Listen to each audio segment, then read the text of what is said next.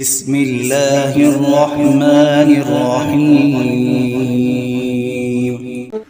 القارعة ما القارعة وما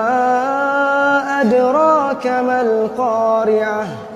يوم يكون الناس كالفراش المبثوث وتكون الجبال كالعهن المنفوش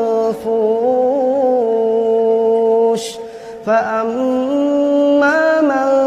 ثقلت موازينه فهو في عيشة راضية